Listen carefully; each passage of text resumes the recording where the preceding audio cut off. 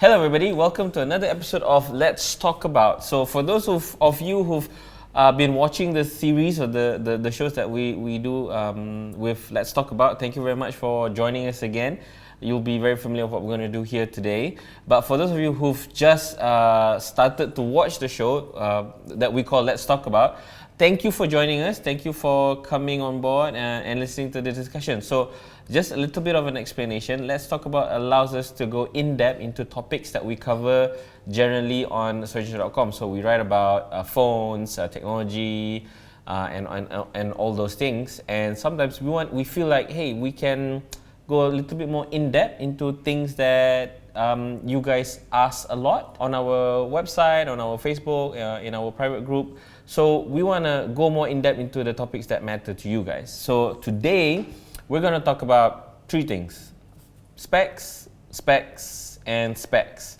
And the question is, does it matter? Does it matter that you have everything in a phone? That you have the biggest battery, the biggest display, the highest resolution, a heart rate sensor, a headphone jack, a huge battery, fast charging, wireless charging, reverse wireless charging? Does it really matter? Does it make a phone better? I don't think so. But what do you think, Rory? Well, it depends. Oh, are we getting right into the discussion? Yeah, well, okay, sorry, this is Rory. Hello.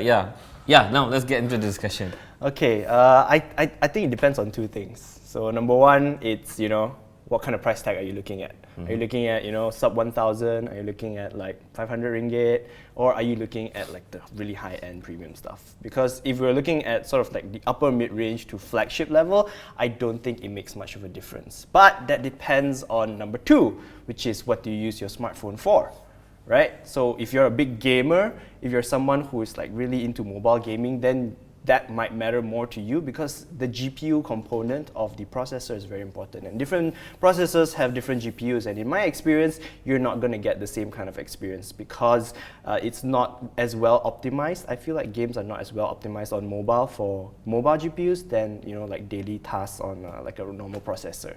So that really depends on what you want to use it for and how much you're looking at. Okay, so it depends. It's funny that you mentioned the three price brackets, right? But before we go into that, I just want to say that, all the time when we talk about devices, when we talk about a new device that's been launched or whatever, right? The first thing that everybody will go into is the specs. Like, does it have the Snapdragon 855? Is it using an Exynos whatever? Is it using a Kirin 918 or 988 or whatever, 980? For me, it's more of the experience rather than the specs itself. And we're going to talk about three devices today. Number one is the flagship phone, which is going to be the Note 10 and the Note 10 Plus, because they've just recently been announced and launched in time for this episode. Number two is going to be the Mi A3, because the Mi A3 has a 720p display versus the Mi A2, which has a full HD display, a 1080p display. So it's a bump down in terms of display specifications, and a lot of people are making a lot of noise. Hey, how come the Mi A3 has a worse display than the Mi A2? So I've been talking about the display with all of the team members in the studio in Surgeon Chow. I don't think that I have a problem with the 720p display, and we're gonna go in depth into that. And then number three is gonna be the Mi 9T Pro. So the Mi 9T and the Mi 9T Pro are virtually identical, except for maybe two key things. Number one is the camera. So the Mi 9T Pro has a slightly different camera that can do 4K in 60 frames per second versus the Mi 9T that can only do 4K in 30 frames per second. And the Mi 9T Pro has a Snapdragon 855 processor, which is the highest Snapdragon processor you can get in the market right now, while the Mi 9T has a Snapdragon 730 processor, which is like a mid-range, a high-end mid-range processor. Upper mid-range. But the difference, right? So we don't know the price of the Mi 9T and Mi 9T Pro in Malaysia. It hasn't been launched globally yet. It hasn't been launched in Malaysia. We don't know the price. But we are expecting that there's going to be a bump up in terms of cost when you move from the Mi 9T to the Mi 9T Pro. So it's going to be slightly more expensive. The question is the increase in price, is it worth in terms of the specs upgrade? So we're going to talk about that. But now we'll go into the Galaxy Note 10. So in general, Rory, what do you think of the Galaxy Note 10 and the 10 Plus? Well, I mean, it's better than I thought, I think. It turned out better than I thought, because when I first saw the leaks, it was like quite gnarly. I was like, oh, no stereo speakers? What? No headphone jack? No micro SD expansion? Like, those are like key things that the Note 9 introduced that made me love the Note 9 so much. And then when it actually launched, it was like, oh, okay, it's not as bad as we thought. Yeah, they did split the difference. I think the biggest thing was that there are now 2 notes instead of just 1, which I have a lot to say on, and I have already shared that on an article in surgeonshow.com, which you can go and read. Shameless plug. But in general, I think they did a good job at encapsulating the idea of the Note. And for me, the most impressive thing, the thing that just like blew my mind, was that screen. It's ridiculous. It looks absurd. It's like, you know, I don't know if you remember, but like back in the day, there was like a couple of videos and images circulating like Facebook of this completely sort of see-through all-screen smartphone, right? Which have like since disappeared. But I feel like the Note 10 like came the closest to that vision of the all-screen display. When I first saw it, I was just like, what? It's ridiculous, but that's for good reason, right? Because it has a 94.7% screen-to-body ratio, Yeah, which is like, I think the highest in the market right now. So yeah, it's absolutely ridiculous. Okay, so when it comes to flagship devices, the Note 10 is almost like, not almost, it is the pinnacle. It is the flagship of the flagship. Not specifically the Note 10, but the Note in general, right? As it's in its DNA, Samsung has always made the Note out to be like a device that has everything. When remember we talked about when the iPhone was just a 3.5-inch display device, the first Note came with a 5-inch display, 5.3-inch display, and a stylus. And a lot of people were like, "What the hell? We don't need all this. Why is Samsung doing this?" And there were a lot of naysayers that were saying like, "This is too big. It's not going to fit in my pocket. I don't need a stylus. Why is Samsung doing this?" You move 10 years ahead now, and you can see that Samsung has dominated that space. There's only now one phone that has a stylus that I want to use, and that's the Note 10. But the problem is, they are so good at doing it that I find it very difficult to go wow and say, "This is awesome. This is amazing." And it's not because it's bad, but because all the previous generations, or at least the 9 and the 8, and to a certain degree the FE, aka the 7, have been very competent devices. And I think it's very difficult for them to become much better than what they are right now. So, do we go into a discussion about it not having a headphone jack, and not having a micro SD card slot, and going out to say, oh, if a phone that has a similar spec, similar display, similar processor, similar everything, will be better if it has a headphone jack and a micro SD card slot? I would argue no, because at the end of the day, it's the experience. And even if the Note doesn't have an 855 processor, but it could deliver the same experience, I wouldn't mind. I've been using the Note 8 for 2 years, and I've just recently moved out from the Note 8, and I'm using an iPhone XS now and a Mate 20. My point was that, that's another point, but what I'm trying to say is that I feel that the Note is great, and it's difficult to make great good. Isn't great better than good though? No, it's difficult to make great greater. Like make great gooder, like better than make great better lah. That's what I'm trying to say. Make great better. Yeah. It's difficult. Yeah, I agree. I completely agree on that, because when you have what is effectively the everything phone, what else do you do? Where do you go from there, right? Because I feel like the current Note is like you say, it's like a distillation of everything that people want in a smartphone, right? Yeah. It's almost everything that people want in a smartphone, because it's got the best everything. But then when you say that if another phone has like all of those specs as well, but isn't a Note, And has a headphone jack and has a headphone micro jack. SD Would card it be a slot. better phone? That depends on the user though, I would have to say. Because personally, if I had like that Note, basically the Note clone, right? But it wasn't a Note and it had a headphone jack and it had micro SD expansion, but it ran on, I don't know, what's the most basic OS, like maybe stock Android. Dude, I would snap that up. I don't know. Okay, so it depends. I don't like running on stock Android because it's stock. There's so many things I have to do. I have to install like a camera, or not a camera. I even have to install like a password manager. A lot of things that you take for granted in a phone is missing in a stock Android. So okay, we're not discussing about OS right now. Yeah. But I guess my point is, if I go and say, the Note, a lot of the articles come out and say, the Note is missing a lot of things. It's missing a heart rate sensor, it's missing a headphone jack, and it's missing a micro SD card slot. Only on the small Note 10, yeah, not the big Note 10 Plus. The 10 Plus has a micro SD Yes. card slot, of course, but it doesn't have a headphone jack. So for me, it's like, okay, I don't. It's fine. I guess it depends on me. It depends on the user lah. But for me, it's like I don't really miss a headphone jack. So this brings me to my point. The reason why I've been using a Note 8 for the past 2 years was because of Samsung Pay. I use Samsung Pay every day. I don't mind not bringing my wallet, but I mind not bringing my phone because I cannot pay for things.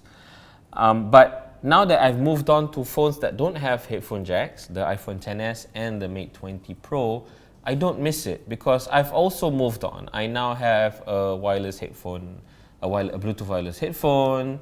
And I find it more convenient to have my headphones being wireless. So it's not really a big deal for me. And it really depends because if the manufacturer can do so much with so little, right, that means we can pay less. Obviously, the Note is expensive lah, but what I'm trying to say is the specs is not everything. It's the experience. Example, Poco phone, right? F1. Everybody, if you want the best phone for this price, you go for the Poco phone. But then my argument is that I don't want the Poco phone because of the specs, because it doesn't have a good experience.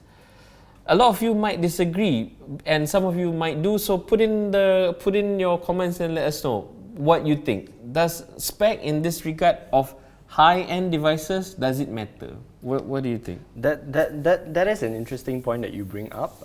But I think regarding the Poco phone, it's like a different ball game, right? Because that's a completely different price bracket. So remember how we brought up like the different price brackets? So yeah, at the high end, I completely agree.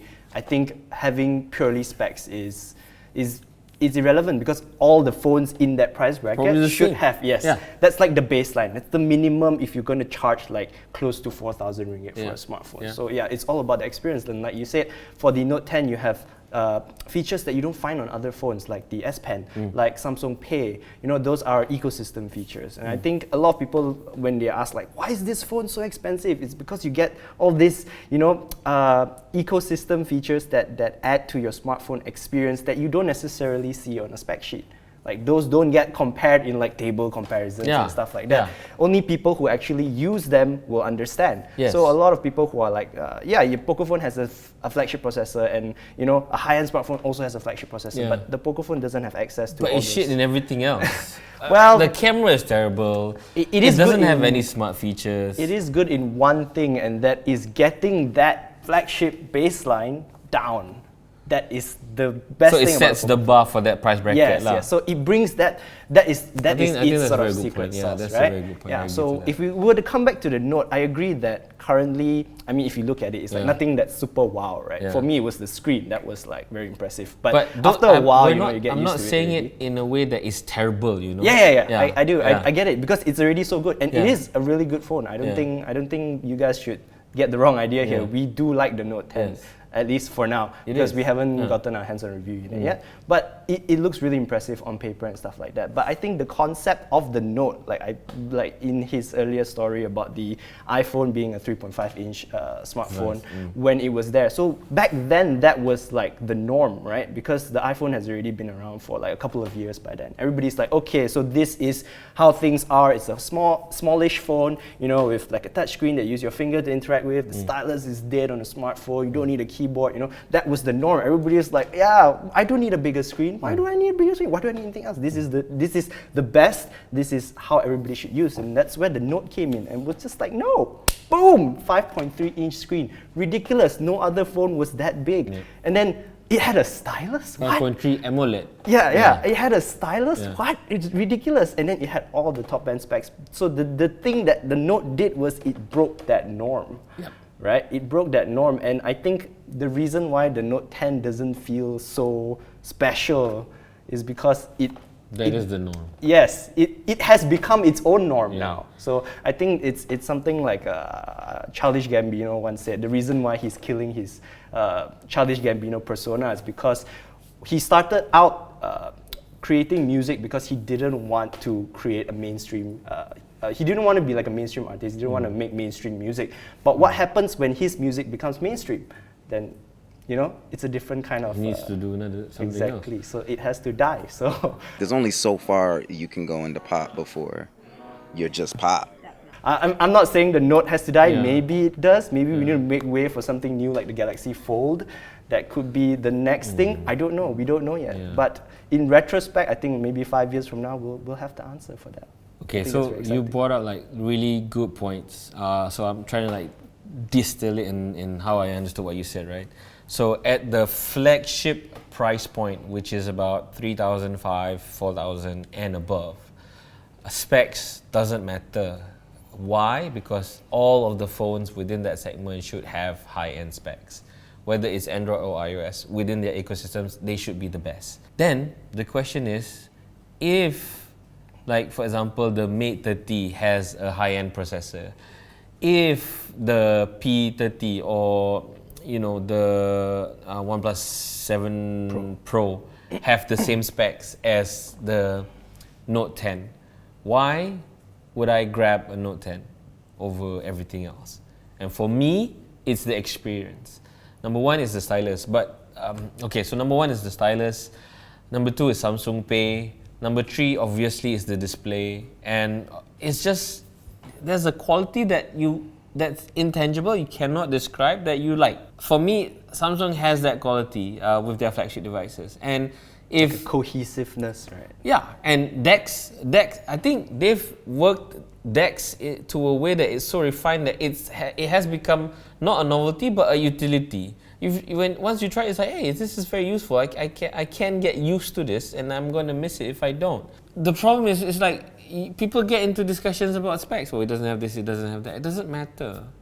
It doesn't matter. So to me, at least in this price segment, in the grand scheme of things, the grand scheme of things, flagship, right? If you like an iPhone XS, XS Max because of the ecosystem, because of the qualities that I've mentioned, you like it because it just feels good to you, then yeah, that's it. Or if you like a P30 Pro or the upcoming Mate 30, if you like it because of the qualities and the attributes that it makes you feel good, go for it.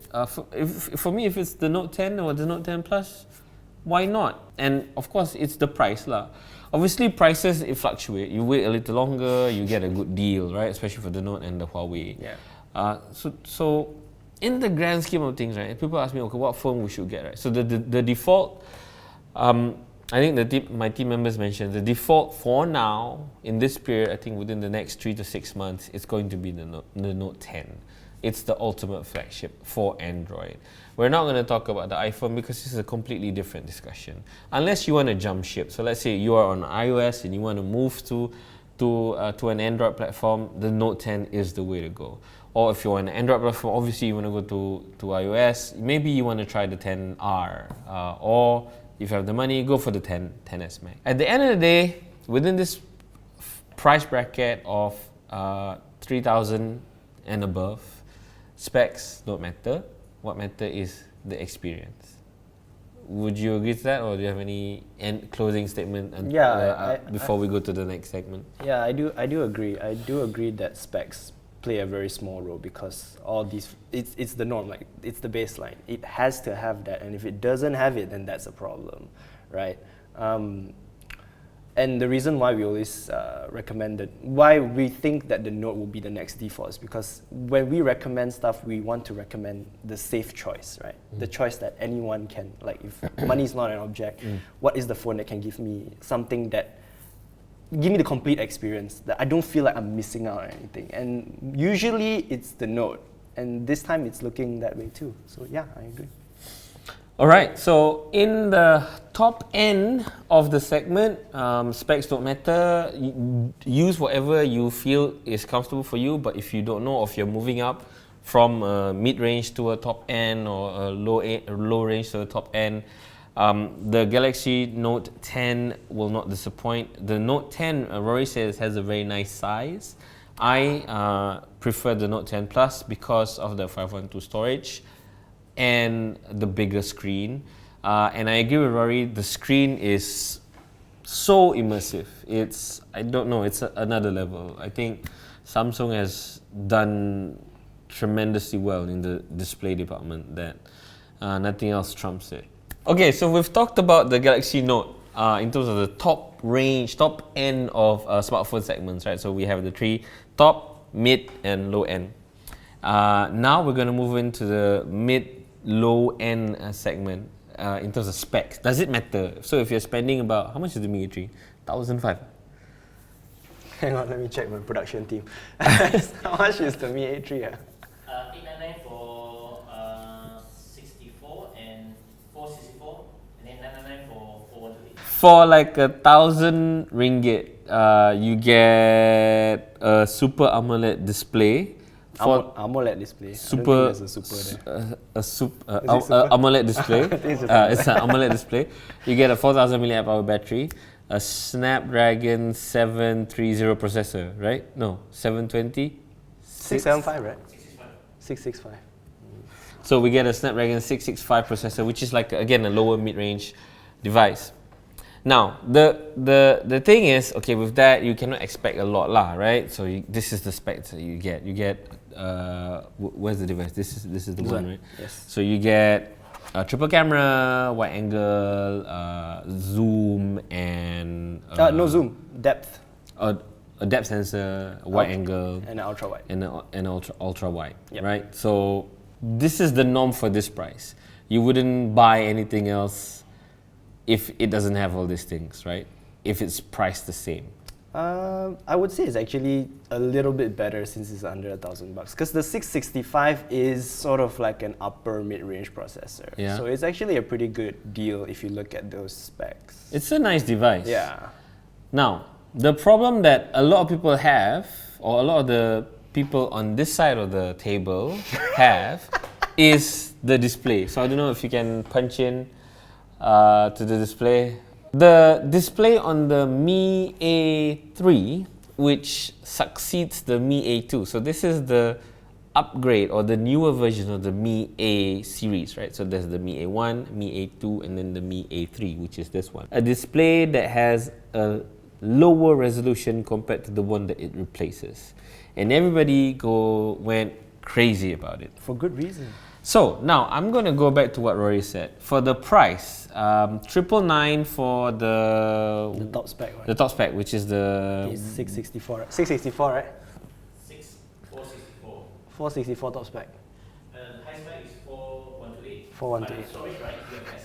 all right. So UFS with the top end at 4 gigs of RAM and 128 gigs of storage, which is expandable, right? Right, Alex? Yes. Okay, with an expandable storage and no headphone jack, you're getting this phone for less than 1,000 ringgit, which is a really good buy. If you want like a phone that's competent, can do games, can take pictures, this is really good. Especially at 128 gigs. I think Yes. the only other phone that's below $1,000 with 128 is the what's that phone called? Realme 3 Pro. Okay, Yeah. so what I'm getting at now is we have all the good specs and to make this phone good and a good price. And then they ruin it all with the 720p screen. Does it matter if it has a 720p display? So I don't think so. Go and tell me why it matters. No. You start with why you don't think so. I've already opened my. I've already made the opening remarks. In the rules of debating or discussion, you now have to. So I have to ring the bell. Wait, how does debate work? Okay, so Rory believes that the 720 display ruins the device. Okay, why do you say that? So, okay, first off, 720p. I mean, come on, it's 2019. You're still gonna put a 720p screen? This thing, okay, and I have a PPI calculator right here. This is a laptop, not a PPI calculator, but it has a PPI calculator open on the browser. So if I were to put in the resolution, which is 1560 by 720, so if I were to put in 1560 by 720, screen 6.01, and you get 285.88 pixels per inch. That's less than 300 pixels per inch. I have watches with higher PPI than that, probably. So, okay. So that is the no. I haven't rung the bell. Okay. Okay. So then you have that, and then you have the added problem that it's a pentile screen, which means there are more green pixels than there are other colors. So because of that, text looks a little bit fuzzy at the edges, and you can see that. You can see, or at least I can see that. Apparently some people at this table don't see that. But you can see sort of like the little sort of like hazing around the edges. It just looks like a low quality display, okay? But the nice thing about this screen compared to the previous one is that this is an AMOLED screen, so it's more vibrant, it's more Blacker. punchy, you get better contrast. But is that enough to give up on the resolution? Okay, so if it's a question of whether people can get used to it, I mean, you can get used to it. But are you going to knock it down because of it? Yes. So this is definitely going to be like a. It's in the con section. It's not in the pro section. So you said that. So would you get a Realme 3 Pro over the Mi A3? That depends on the review. So Because I haven't used it yet. This Alright. is just a spec sheet rundown. Let's list down the good things about the device. It runs on stock Android, which is good. Rory likes it. It has a Snapdragon 665 octa-core processor, 4 gigs of RAM, 128 gigs of storage, expandable, dual SIM card slot, 4,000 mAh battery, which is huge for a phone this size. It has a 6-inch AMOLED display. So the problem is it's 720p. I don't see it as a problem because, you know, if you're going to buy a phone, right, you don't have, not to say you don't have, but people don't usually compare displays side by side. So if you go to the show floor and you look at it, it's like, okay, yeah, it's not really that bad. I mean, I can read it, not really an issue. Later we'll punch in and take a recording of this and put it into this segment here. No, I think we have a photo, right? So the photo can just Yeah. appear like. So we showed the video.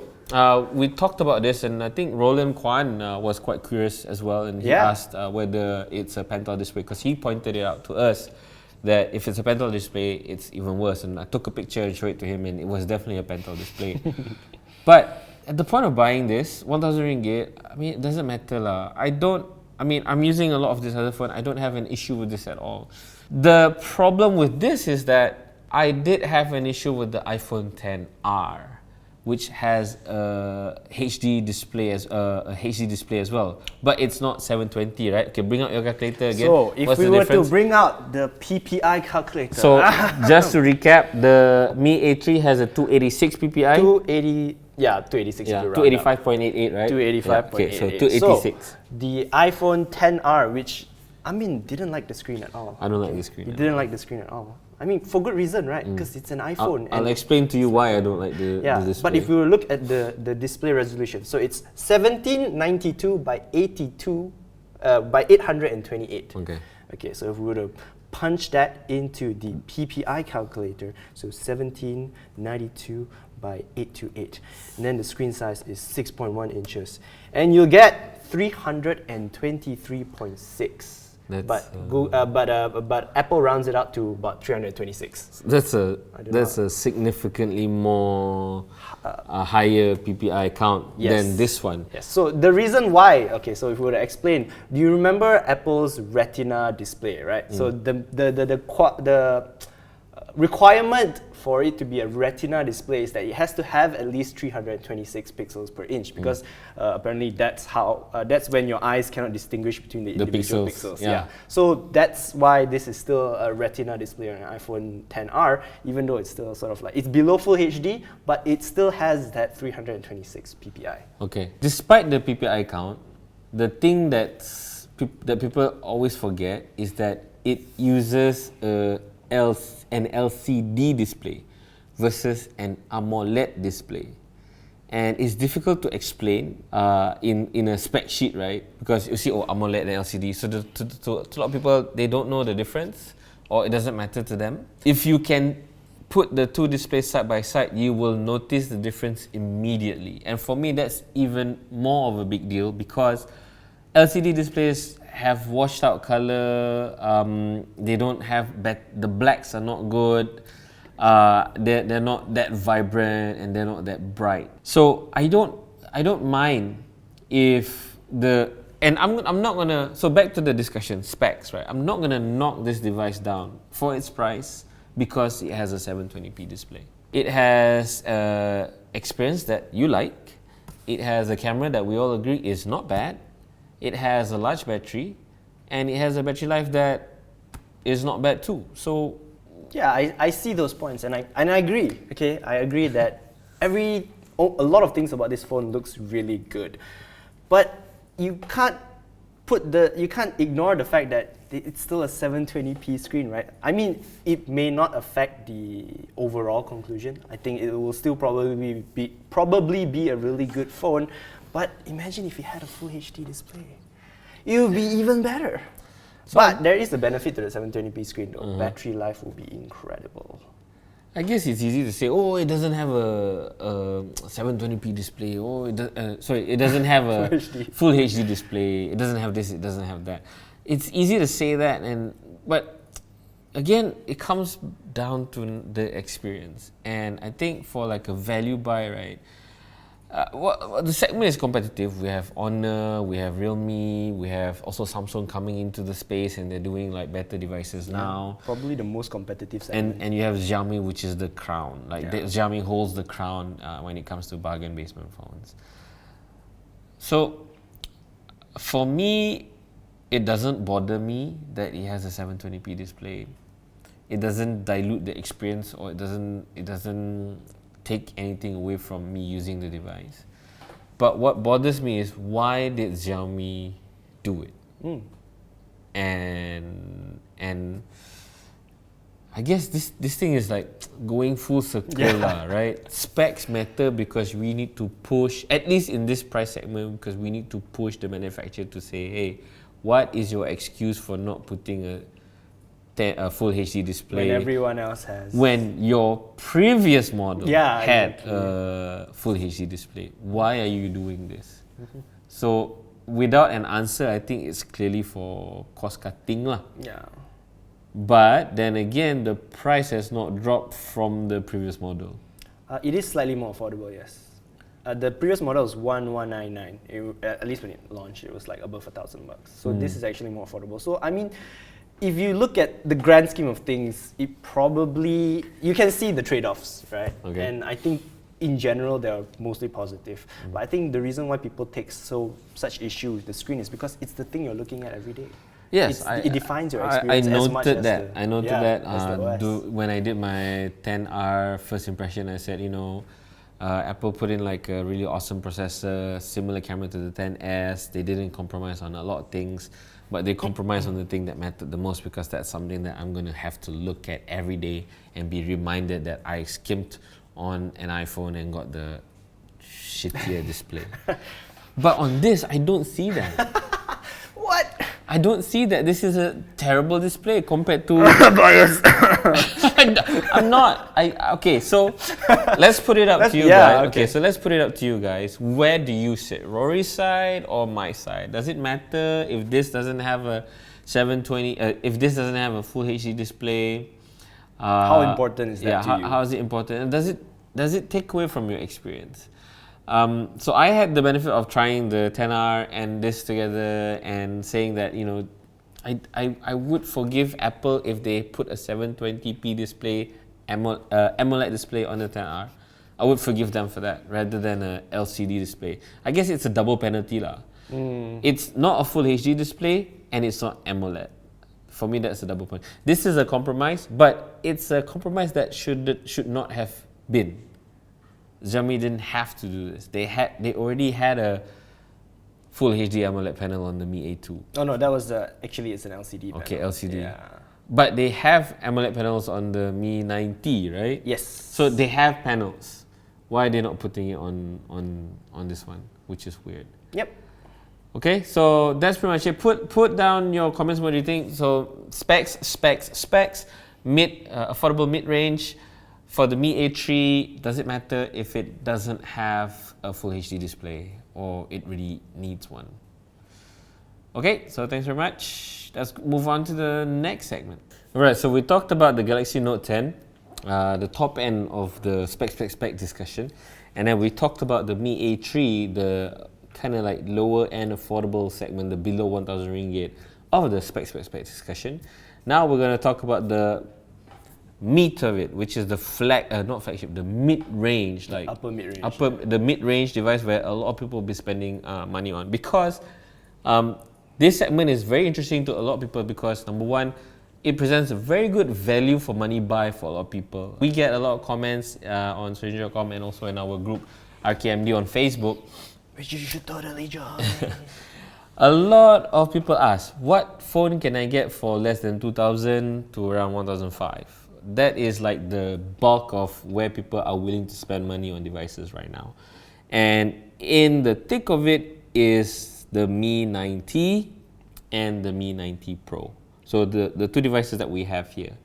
Now, the question is, with regards to specs, is that the Mi 9T and the Mi 9T Pro are virtually similar. Both of them have the same screen size, the same screen resolution, almost identical cameras, maybe slightly different RAM and storage configurations, but the significant difference is the processor. So the Mi 9T runs on a Snapdragon 730 processor, which is the higher mid-range processor, and the Mi 9T Pro runs the Snapdragon 855, which is the best top-end processor Snapdragon makes right now. The question is, if there is a price difference, which we don't know because they haven't announced the price yet, and the Mi 9T Pro has not even been launched anywhere in the world yet, but it's definitely coming to Malaysia. So the question is, from the Snapdragon 730 to the Snapdragon 855, if there's like a price difference, is it worth getting the 855 Mi 9T Pro, the Snapdragon 855 Mi 9T Pro, over the Mi 9T? Just because of the processor? Or again, does it matter? So, what do you think? So, before we get into that though, we don't actually have a Mi 9T Pro. It hasn't been officially announced yet. I think it's sometime this month. But we do have, sorry, this one. It's we twin. do have its sort of Chinese twin. And the reason why we know there's going to be a Mi 9T Pro, which is the Redmi K20 Pro. So there's the Redmi K20 and K20 Pro. The K20 became the Mi 9T, then the K20 Pro should become the Mi 9T Pro. So if we look at those two phones, the biggest difference is that processor. So 730 to 855, which is like a flagship to like a almost flagship processor. Almost flagship processor? I guess you could call it an almost flagship processor. If you think of it like cars, right? Yeah. So this is like the A200 and this is the A250, or is the Pro like an AMG version, would you think? It's more like an S-Class to the thing below an S-Class. No, but it's the same one. It has the same storage, the same Oh, display. you mean the phones, not the processors. Yeah. The phones. Yeah. Then it's like an A45. The Pro is like an A45. A45, yes. There is that performance difference, for sure. Really? Yeah. Like a noticeable performance difference. Depending on your workload. So remember, we come back to that okay. discussion, right, Okay. where it depends on your workload. So if you ask me, is it worth it? It really depends on your workload, right? So if you're someone who is really into gaming, really into really performance-intensive tasks, then you will appreciate the 855 more. But for me, like, I do moderately intensive stuff. My most intensive video watching activities. The point is, for my workload, which usually consists of social media, I'll be tweeting, I'll be taking photos, I'll be like, giving live updates on events and stuff like that. The Mi 9T is like good enough. It doesn't slow down, it performs very well. So for me, I don't think it would change my experience that much. But that also depends on like the price gap, right? How much of a price gap we're going to see. If it's going to see 100, yeah, get the 855. If you're going to see 200, 300, 400, then you might want to think about whether it's worth the difference or not. How much is the Mi 90 in Malaysia right now? So the Mi 90 is, let me check with my production. Alex, how much is the Mi 90 now? 1499. And the other one is 1399. 1399. 1399 for the Mi 90, right? For the higher storage, top spec, right? yes. And then how much is the K20 Pro? So the K20 Sold Pro in does not Malaysia. have a Malaysian price No, tag. the The grey AP set. the grey import. Check production team. Mi 90. But then the K20 Pro price fluctuates a lot. Yeah, but because how much is it right now? It's Specs only 1,008. Still under 2K lah. So okay, Still so under 2K. okay, so if the grey import price of the K20 Pro is a guidance of how much the Mi 90 Pro is going to be, which is about 1,006, 1,008 versus this. So you're going to look at a 500 ringgit difference just for the processor. I don't think it's a fair comparison though, because grey import sets before the official set launches Are more expensive, right? yeah, they tend Yeah, to be more so- expensive. So maybe we can look at like 300-400. I think that's Okay, more so reasonable. 300-400, close to 5 to 300 ringgit in terms of difference, Yeah. just for the processor. I'm asking you that question. Are you going to pay 300 ringgit more just for the processor? All right, so let's talk about the other things lah. The Mi 90 Pro will be able to shoot 4K videos in 60 frames per second, while the Mi 90 can only do 4K videos in 30 frames per second. Yeah, because the Mi 90 Pro has an IMX 586, whereas the Mi 90 only has an IMX 582. Which again is like very small differences in camera specification. It's just not, it's not the capability, but just the IMX. What? 586 versus 582, which is just that the one 586 aspect. can only do the 4K 60. 60. Yeah. The 582 can't do the 4K 60. But in terms of the, we did a comparison, right, between these two, Yes. the Mi 90 and the K20 Pro. We have a camera comparison on our website, soijinshow.com. You can see, and we were hard pressed to tell the difference. There was like basically no difference. Honestly, it was exactly Okay, the same. so pictures, no difference. When you're taking Instagram, no difference. You don't shoot videos in 4K 60 anyway. I don't see why you want to. I'm seeing faces behind the camera saying, yeah, you need to shoot in 60. I don't know why. I mean, to the normal people, okay, how many of you out there shoot 4K on your phone? So I'm seeing faces again behind the camera. Zachary is like, I am shooting 4K. But Zachary is a pro. He shoots. He does that for a living. Normal people, I don't know. Do you shoot? I don't shoot 4K on any of my phones. Do you shoot 4K? Yeah, on I your have phones? to. I have to because I also shoot for a living. Okay, for socializing, I mean, for personal use. Do Oh you yeah, shoot I don't shoot videos for social media updates at all. I just do photos. Yeah. So, okay, so we can discount that. I think both of us agree that the bump in the camera for the 4K 60 Yeah, negligible. not important for this price. So at the end of the day, it's the processor. I will not pay 300 more for that processor lah. I will not. But if you're at the floor, right, you're buying the thing, and the dude is like, okay, buy lah this one. You get a screen protector, you get a free casing, you get a free micro SD card. Maybe yes. But you know, to a lot of people who are within this price segment, 300 ringgit is quite a lot of money. Yeah. Is a lot of money. That's like a whole month's worth of petrol. Yeah. If you think of it. Yeah, that's a good way to put it. Yeah. So, what would you guys do? Would you get a Mi 90 Pro or a Mi 90? Don't cop out and say, oh, it depends on the price or depends on whatever. Okay, so let's set the parameters here. For 300 ringgit difference, would you get the Mi 90 Pro over the Mi 90? So I'm gonna put my answer. My answer is no. I'm happy with the Mi 90. I don't need the bump in performance. I don't play games on my phone. I just read emails a lot. I do some editing. I don't multitask that much, so not really a big deal for me. What do you think? I think if it's spec for spec, memory configurations are the same. I would pay 300, but I wouldn't pay 500. You've kind of like push a button for me lah. Usually when I buy things, right, it's like, okay lah, whatever the most I can afford, right, get the best, because I don't buy things a lot, and you want to spend money, right? So what is 300 more just for the extra thing that I don't know, man. I'm just going to this circle. Like, I'm just contradicting myself. It's like I'm sitting next to myself now. So yes, part of me would say sure, spend the 300 more, but that 300 is significant lah, just for the processor. I think I'm back to my decision. I'm not gonna spend more. Okay. I'm not gonna spend more. But the most important thing is, how much are you willing to spend? No, Let us I know already about said $300, ma. Oh. Would they bump it up? That question. Yeah, would they get the Mi 90 Pro Yes, over the for Mi 90? $300. If somebody asks you, okay. If it's 300 more, memory configurations the same, I would spend the extra. So I say, okay, Rory, but I only have like $1,000. No, how much is the Mi 90 again? 1.3, right? Yeah, 1.1 and 1.3. Okay, I only have about like 1,500 to spend. What should I get? If it's 1,500, yeah, I guess save a bit more money.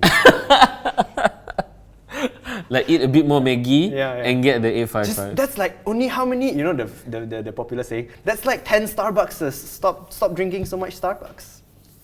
Make your own coffee. It's true lah. I mean, I don't know, but so I don't know whether we're debating for the discussion.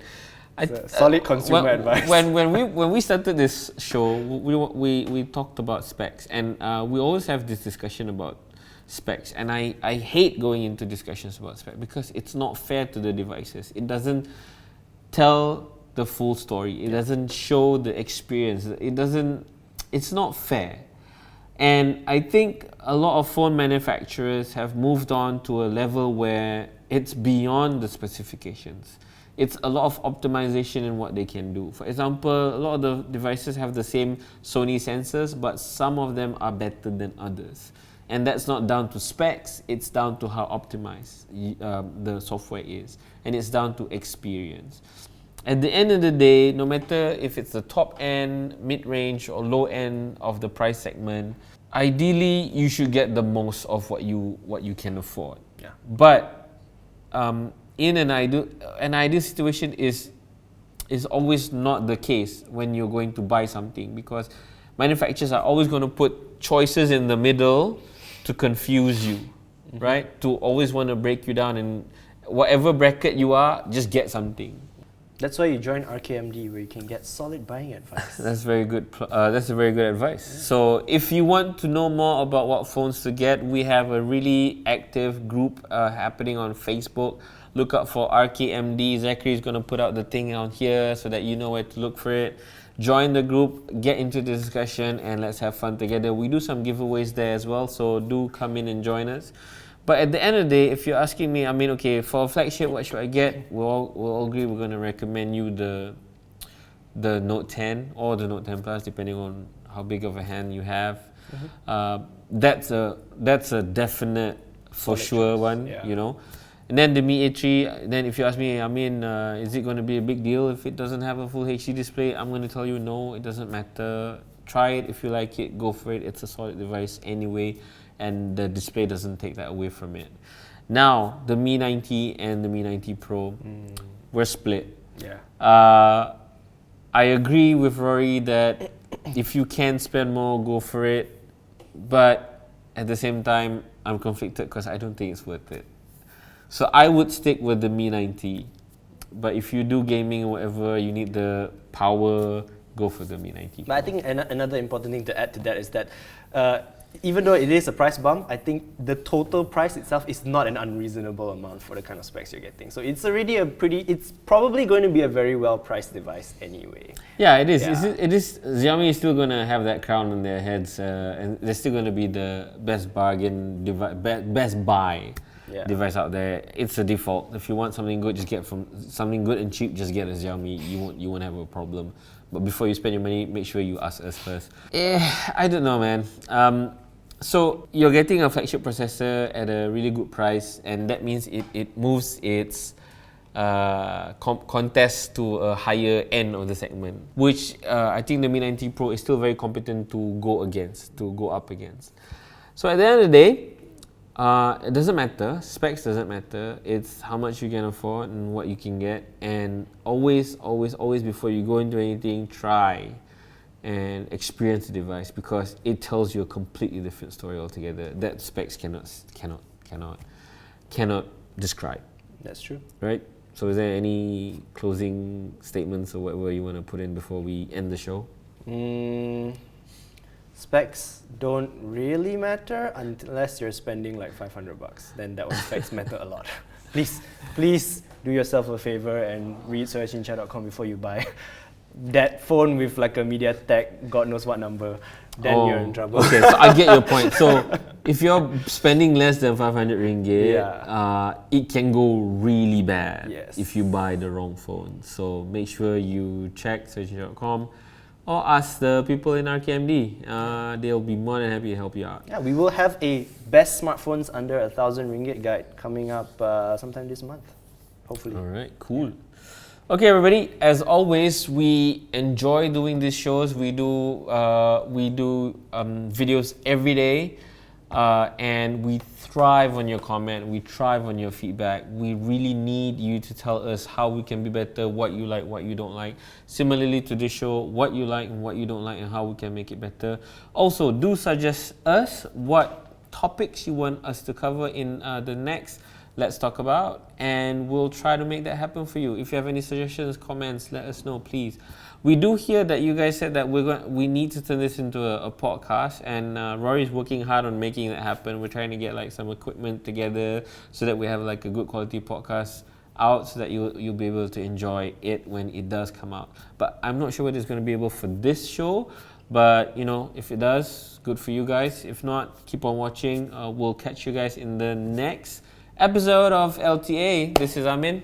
And I'm Rory. We're signing out. Catch you guys later. Bye. Oh, bye.